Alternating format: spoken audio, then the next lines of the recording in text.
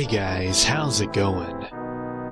This is Natinator, and welcome back to another great creepypasta reading. This one is a very mystical tale, titled Elegy for Devil's Lake.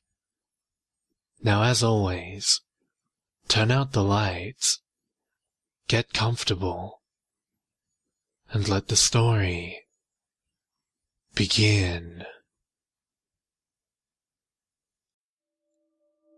Sit tight, my friends, as I weave a tale of magic and night. Let the fire burn low, and let the wind howl through the ridges of this lake, as the muses sign unto me, and the night speaks with my voice.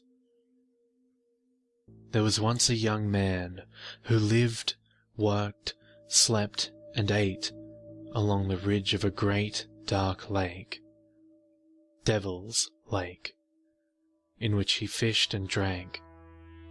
He was a wild man, in harmony with nature, loving all things in nature, alive or otherwise. But nature was not in harmony with him. The man lived in peace with the world for many years, each day and night the same as the last. But one night was different. The day was normal for the man, and the sun set, just as it had for millennia before. The night settled in, and the wind whispered through the trees. All was at peace for a time, and the moon rose, a bright eye high above the earth. But the moon this night was different. It glowed orange. The young man sat high on the cliff above Devil's Lake, and watched with trepidation as this new moon rose.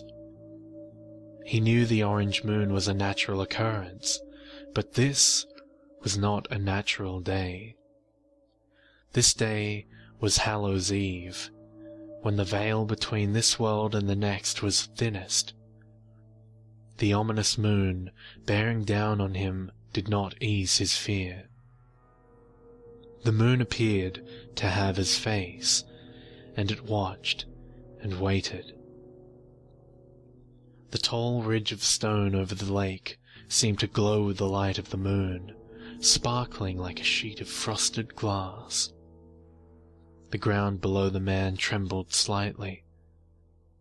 Something was coming, he knew. But he did not know what, and for the first time in his life, he was truly afraid of the dark. The lake below shimmered, still as the sky above, and placidly reflected the trees around it. But there was a ripple in still water, and something below the lake moved. The reflections of the trees and the moon far overhead broke into shards of glass, and the wind stopped humming. Everything was silent as the water broke.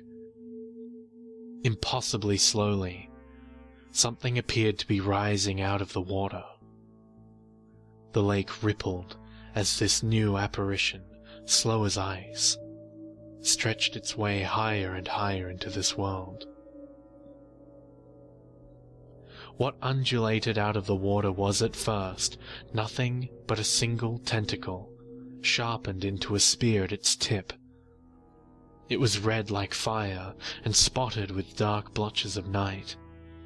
It wiggled slowly, quietly, and almost unnoticeably as it slid between worlds. It shimmered in the moonlight, but there was some unmistakably offset quality about it, something not of this world. And it most certainly wasn't. The man quaked, watching this monstrosity carefully. He had never seen anything like this before.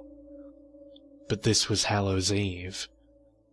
He prepared himself for what else might appear above the water, fastening himself in a protective leather suit and wielding a heavy stone axe. But even with his weapon, a feeling of deep dread settled in the pit of his stomach, and he waited. Eventually, after what felt like weeks, the young man saw something more substantial than a tentacle float out of the water. It was at first nothing more than a red lump, as it was the base of the tentacle. The base, too, was covered in patches of nothing. Then the mass grew, and space itself seemed to spread apart to create a void for the beast to pass through. The young man saw that creature rising out of the water had 10,000 eyes. The eyes were intelligent, large and a deep yellow. They had slits like those of cats, but these slits were deeper and showed away into unimaginable horror. They darted around, watching everything, especially the young man. The 10,000 eyes circled the monster's great head and observed all, learning best how it could be destroyed. Then came the smell, a scent like rotting fruit and decaying flesh that reached down into his throat, causing him to gag and taste something awful, something sulfuric and evil. The appearance of the devilish creature stopped the man cold in his tracks. He could feel a very real pressure in the air, like something building and growing. And suddenly, there was a cacophony like metal scraping on metal poured from the spot broken in space within the lake. A sound like 100 billion screams of torment and anguish. It was as if hell itself outpoured the very noise within it. The beast climbed higher and higher into the air underneath the light of the orange moon, hauling more of its horrendous body out of that other world and into this plane, and now the man could see all of it, not just a tentacle.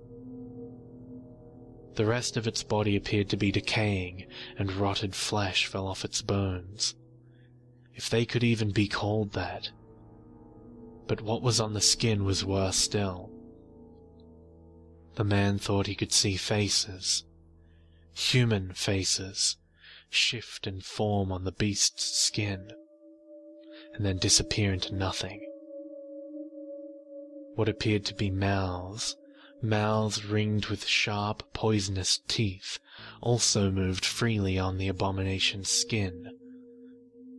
The man also thought he could see other, more horrible things, but he was not sure. The man felt a crushing fear in his chest, the kind of terror that only comes with a brush with death.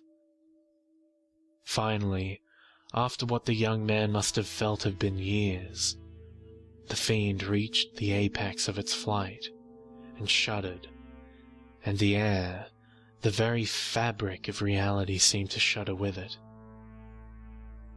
The moon was at the very tip of its climb as well, and now began to descend, and the monster lowered with it, as if tied to the celestial body. The young man watched, and breathed a sigh of relief, seeing that he was not in any danger now. The worst was over, he thought. The single tentacle of the brute, the one that had first broken the surface like shattering a mirror, felt the man's change of heart. Taking this last opportunity, for the split second the man let his guard down, the creature struck. It lashed out like a whip, stabbing the man through the chest with the expertise of a master marksman. The young man choked on blood, as his eyes grew wide with horror, looking down to see a lava-red tentacle impaled through his chest. The man's blood splashed carelessly onto the rock cliff, poisoned by the creature's filthy skin. The tentacle relaxed and pulled out of the man's body. The young man fell to his knees as his life seeped away slowly, saturating the stones he sat upon. He gasped through the blood in his throat, and his eyes watched the demonic atrocity as it slid, silent now, beneath the still waves of the lake. One of its great eyes flicked around one last time. Terrible fury reflected within, but also a great mirth. It did not have the opportunity to get fully into this world, but it was able to send something else in. The man died quietly, his last breath gurgling in his own blood. Quietly, quieter than the grave, the beast sunk back into its lair. But in its last moments in the world above, it watched its handiwork come to life, and it laughed a deep, evil laugh. The blood of its victim slowly began to gather in one spot, like a ghastly bubble. The gory mass of poisoned blood grew and swelled, until it finally burst with a single, definitive blast. The forceful pop released hundreds, perhaps thousands, of small droplets of tainted blood into the night. A droplet landed near the man's glazed eyes, and began to change. It was no longer blood, but now the same color as the leviathan that had birthed it. It swirled and spun on its axis until it became solid and opened, revealing a single yellow eye. And this happened over and over again, each and every droplet forming an eye. As the man's body finally ran cold, drained of blood, the droplets blinked as one, and slunk off into the darkness to find their next prey, and to wait. And nature watched, impassively, as the man's body slowly decomposed over many days, and the rocks and trees grew around him. He became part of the earth that he loved, but the same cannot be said about his blood. That is a different story. It is said that sometimes, on some nights when the moon is full, if one stands in just the right spot on the cliff at Devil's Lake, one can see a ripple when no wind has blown. The lake quivers, as if something massive beneath its surface is waiting, watching for an opportunity to surface. And on some Hallows Eves, when the orange moon coincides with that dreaded night, it is spoken that one can see a red tentacle rise from the water to this very day, patiently awaiting a new chance to stretch into this world. The times haven't been right yet, but someday they will. It's only a matter of waiting, and it is always a matter of waiting. The blood and the beast are patient. The eyes are growing in number as they find more sources of nourishment. Just how many there are today is impossible to tell, and they're too small to ever be noticed. The size of a drop of blood, but more dangerous than any weapon. They may be in your house and you'll never even know. They're out there, in the darkness. The young man died alone on the ridge, and the earth reclaimed his body as its own. No one has spoken of him since, but all this has been recorded faithfully by the omnipresent night, the watchers in the darkness. And all this I can tell you, but let it be a warning. The night does you no harm. Do not be afraid of the dark. Be afraid of what lurks within it.